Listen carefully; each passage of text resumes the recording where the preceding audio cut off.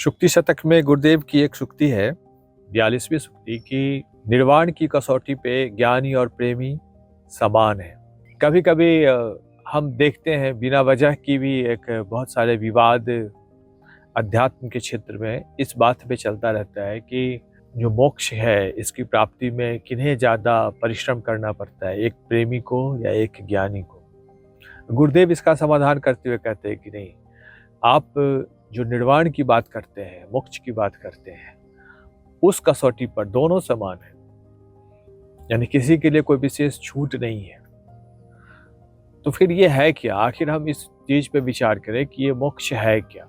गुरुदेव ने पहले की कुछ सूक्तियों में कहा था, आपको याद होगा कि जहां हमें बंधन से मुक्ति मिलती है वही मोक्ष है।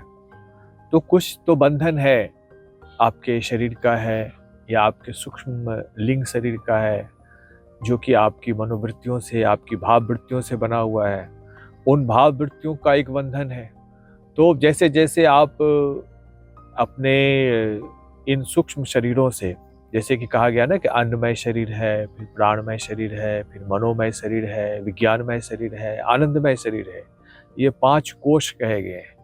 यही 5 बंधन ही है।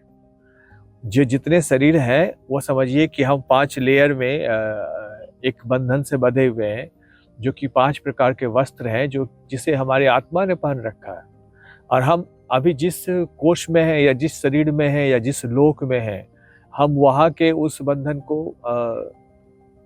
मुख्यतः देखते हैं, लेकिन उसके साथ साथ 4 अन्य बंधन भी हमारे साथ ही रहते हैं। अर्थात हमारे अन्नमय शरीर में ही या प्राणमय शरीर रहता है, फिर मनोमय रहता है, फिर विज्ञान में रहता है, और अंत में आनंदमय शरीर भी इसी में व्याप्त रहता है। तो जो निर्वाण की कसौटी है वो क्या है? निर्वाण की कसौटी है, निर्वाण मतलब क्या? नाश होना। जहां आपका अन्नमय शरीर ही नाश हो जाए। अब अन्नमय शरीर नाश होने का मतलब क्या हो गया? इस जगत में आपने जितने भी कर्म किए हैं, उन कर्मों के जितने भी भोग आपको इस जगत में भोगने हैं, उन सभी भोगों का नाश हो जाए। अंतहीन चक्र है, कर्म तो चलता ही रहता है। सब कुछ एक साथ भोग लिया जाए यह तो संभव ही नहीं होता है। फिर कैसे ये हो? ये होता है आप जब निष्काम कर्म की अवस्था को प्राप्त कर लेते हैं, जब आप कामना शून्य हो जाते हैं।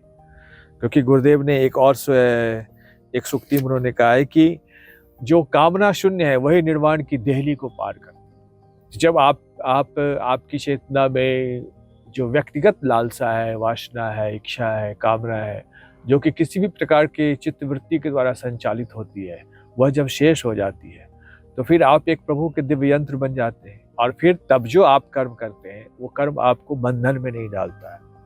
तो ठीक है, लेकिन जितने कर्म आपने बंधन में रह करके किए होते हैं, उनका आपको भोग भोगना पड़ता है। तो ये होता है प्रारब्ध भोग। तो जब प्रारब्ध भोगों का जब उनकी श्रृंखला चलती है, तो उसके कारण भी कई जन्म हमें लेने पड़ते हैं। लेकिन ठीक है, जब आपके वो जन्म शेष हो जाए तो आप पार्थिव जगत से मोक्ष की प्राप्ति कर लेते हैं।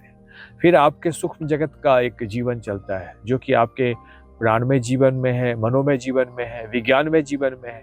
इसी प्रकार से आपको उन लोकों में जा करके उनके समस्त भोगों को क्षय करना होता है। और जब आप आनंदमय जीवन के भोग को भी समाप्त कर लेते हैं, फिर आपको जिसे हम फाइनल साल्वेशन कहते हैं, फाइनल मोक्ष कहते हैं, उसकी प्राप्ति होती है, जहाँ पर कि कोई शरीर नहीं है, जिसके साथ जुड़े हुए कोई भोग नहीं है, जो कि आपको भोगना ही है।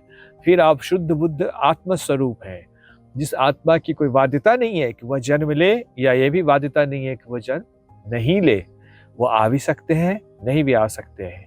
वो किसी भी लोक में रमण कर सकते हैं, वो अपने अनंत स्वरूप में जग सकते हैं, और वो भगवान के और किन्हीं भी रूपों में अपने आप को रूपायित करके भगवान के सदृश चेतना वाले, सच्चिदानंद गुणधर्म वाले हो जाते हैं।